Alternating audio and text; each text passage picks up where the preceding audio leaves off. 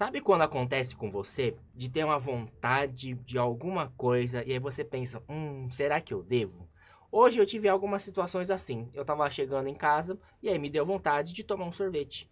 Me deu vontade, na hora que eu passei perto de uma padaria, de comprar um cheesecake de frutas vermelhas. E aí quando eu cheguei em casa, me deu vontade de comprar um miojo ou de comer alguma coisa gostosa.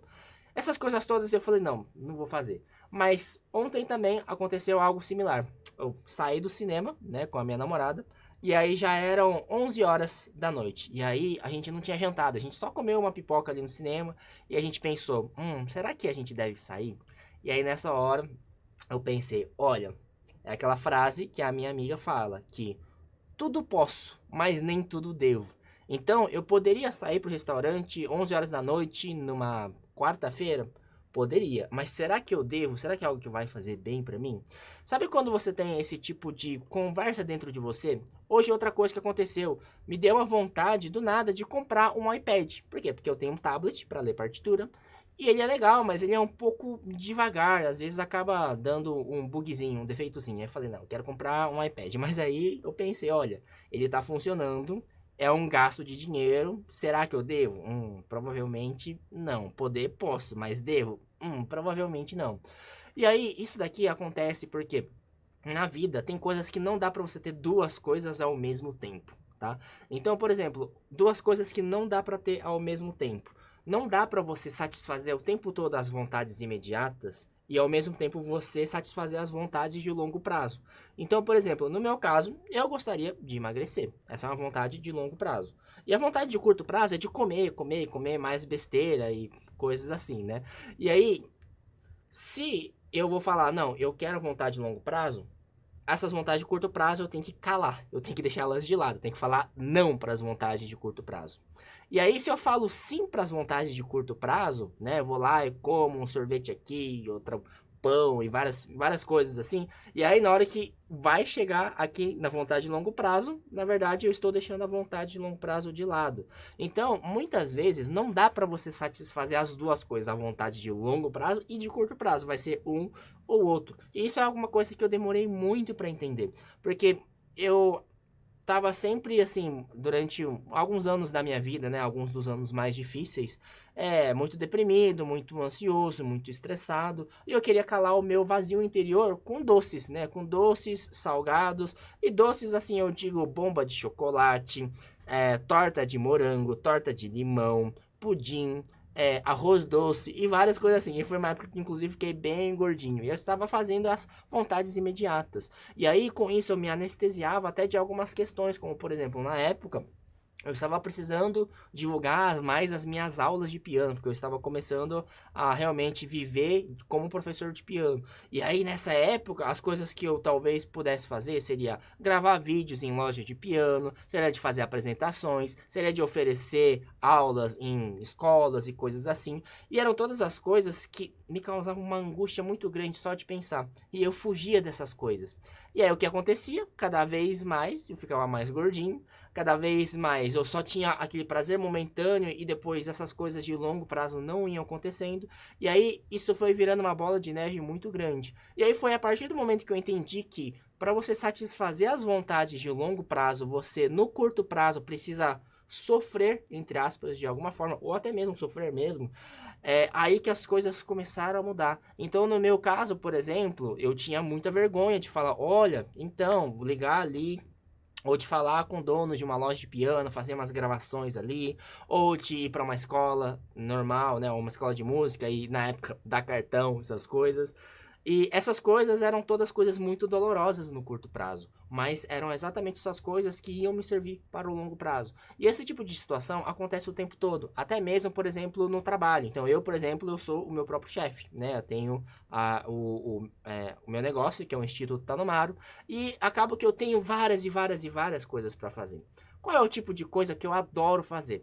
Eu adoro mexer com questão de organização de material, pegar algum material e ver se está tudo certinho. Eu adoro editar os meus livros, eu adoro criar novos exercícios, eu adoro melhorar as coisas para os meus alunos. Mas coisas relacionadas a gravar novos vídeos, escrever roteiros de vídeo com toda a estratégia de marketing ali para o piano, nossa, essas coisas me dão assim um desespero.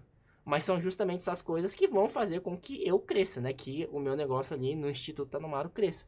E esse tipo de situação acontece com várias coisas. Recentemente mesmo, eu estava querendo ver amigos e também voltar ativa em relação à minha vida de pianista.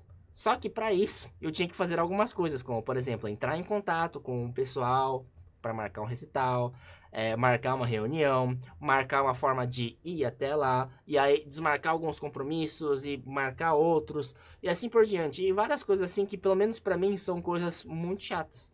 Mas se eu não faço essas coisas, essas vontades de longo prazo que eu tinha, como por exemplo, de voltar aos palcos como pianista, de tocar mais e ter mais repertório debaixo dos dedos, são coisas que simplesmente não iam acontecer.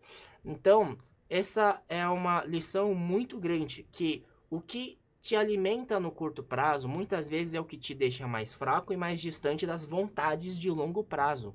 E para você conseguir atingir as suas metas de longo prazo, além de você ter que calar as vontades de curto prazo, no curto prazo é capaz que você sofra um pouco. Sofrer no sentido de que você vai ter que enfrentar algo que não seja legal. Por exemplo, nessa questão de eu voltar aos palcos, uma das coisas que eu tinha que fazer é conversar com algumas pessoas falando que eu gostaria de fazer recital solo, né? Que eu gostaria de me apresentar. E aí nisso tem que pedir autorização, tem que conversar. E eu, particularmente, eu me considero uma pessoa muito introvertida, muito tímida. Então eu tinha muito medo de receber um não, por exemplo, ou de a pessoa achar estranho, ou enfim, várias coisas nesse sentido. Então, essa é uma lição importantíssima, tá? Que ou a gente diminui os prazeres momentâneos e a gente aumenta a disciplina, ou a gente tem que diminuir os nossos sonhos. Não dá para ter as duas coisas ao mesmo tempo.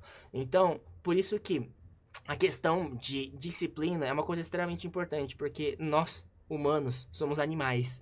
E nós queremos, na verdade, não ter sucesso na vida, mas sobreviver. E por essa questão de sobrevivência, a gente tem várias pequenas coisas que a gente tem que tomar muito cuidado. Como, por exemplo, ficar pensando muito em coisas negativas, ficar fazendo só as coisas fáceis, ficar só correndo atrás dos prazeres, e assim sucessivamente. Então, essa é uma ideia importantíssima, que hoje mesmo, para um aluno de piano, eu estava falando sobre isso, que na hora de estudar piano, dá muita vontade de ficar só tocando. Vai lá e toca, vai lá e toca, vai lá e toca, vai lá e toca. Falei, não, calma. O que você tem que fazer é aplicar o método PEA, que é um negócio que a gente pode falar outro dia aqui, que é, não é só executar, executar, executar, não é planejar, executar, analisar. E no piano dá uma ansiedade muito grande, porque você tá tocando e você quer tocar de novo. E aí você vai lá e toca de novo, vai lá e toca de novo. Não, calma. Tocou? Para, analisa. Pensa, vai lá e toca de novo. Para, pensa, analisa, vai lá e toca de novo. Principalmente em questão de correção de movimento. E essa é a forma mais rápida de você evoluir no piano, inclusive. E isso é uma coisa que você tem que ir muito contra as vontades imediatas. Porque quando você fica repetindo, repetindo, repetindo, repetindo, o seu cérebro libera bastante dopamina. Você se sente motivado. Agora, quando você dá essas pausas para você planejar, depois de executar, você ainda analisar o que você precisa melhorar, o que melhorou ou não, é uma coisa que no curto prazo é, entre aspas, digamos assim, meio sofrido. Você tem que sair do modo automático, você precisa se esforçar, e é uma coisa que libera menos dopamina, é uma coisa menos motivante.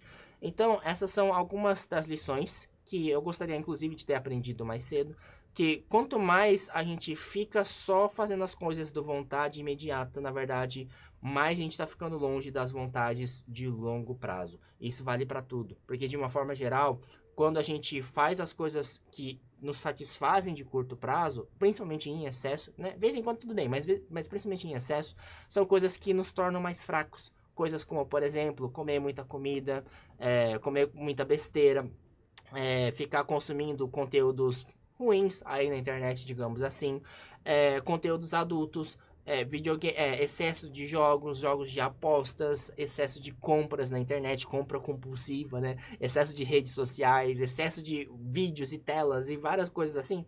Se você for parar pra pensar, elas são muito gostosas no imediato, mas você sabe que são coisas que te deixam mais fraco. Então é isso. São algumas das coisas que eu gostaria de compartilhar. Se teve alguma coisa interessante que você gostaria de compartilhar aqui também, ou de perguntar algo que de repente poderia virar assunto para um outro vídeo, comenta aqui embaixo.